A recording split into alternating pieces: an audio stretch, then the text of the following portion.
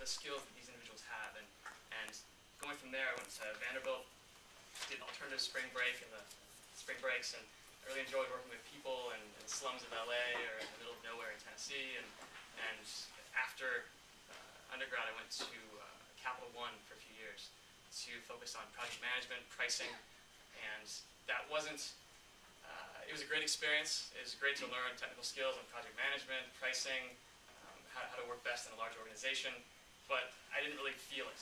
I wasn't fully motivated, I wasn't fully inspired, and so on the side I was doing quite a bit in the community as well. And I took a trip to Argentina to hike a mountain down there, and being down there I was just frustrated that I couldn't speak the language, and I saw these wonderful people that I couldn't connect with, and there's so much opportunity and so much capability that I really couldn't be part of. And so I decided to quit my job and went to the Peace Corps in West Africa and worked in Benin.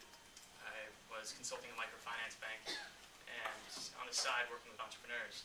And seeing microfinance, it was a great tool, but it wasn't enough. I felt like there's something else missing, another opportunity or another tool that people needed to rise out of poverty.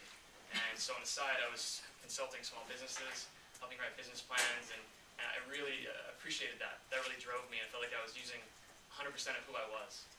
And when I came back from the Peace Corps, I decided that it's time for business school. And actually, it's funny, we're supposed to go to the Peace Corps on September 12, 2001, and that didn't happen because of 9/11. And so we were called on the day of 9/11, which is pretty impressive that the government could respond that fast, and said, "You're not going to the Peace Corps." I'm like, okay, so what do I do now? And I took my GMAT right before I left for the Peace Corps, which is kind of handy because it lasts for a few years. And so I applied business school from the Peace Corps. And I saw the business school path as a way to further my skills. I saw in the field that if I knew more about technical marketing skills and supply chain and overall management, then I could add that much more value in the field of social enterprise. And so I decided to go to business school. I started our French campus at Thunderbird and landed a job at the United Nations Conference on Trade and Development, UNCTAD, which is the international trade part of the UN.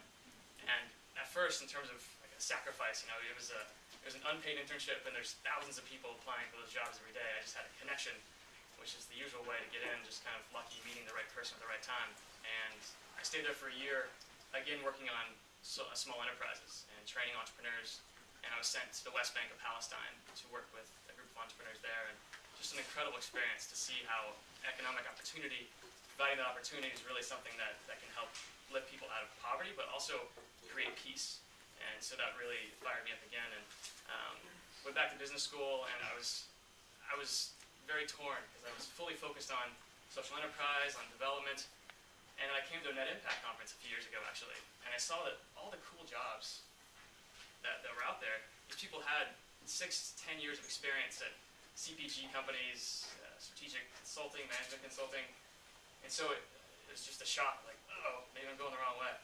And I quickly changed paths and focused on the private sector in terms of the job search. And I found a job at Unilever, as that was a good next step, I thought, for expanding my skills further. And talking to mentors at the time and professors, they're saying, it really is about adding that extra capacity to what you do so you can add that much more value in the field that you want to go back to eventually.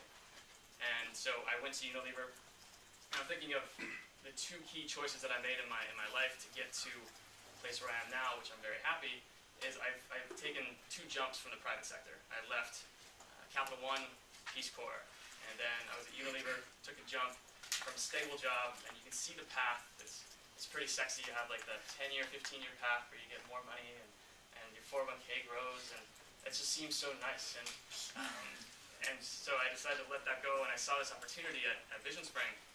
One of my good friends used to work for Scojo Foundation at the time, and told me this is a great opportunity, and this is your chance to get back in.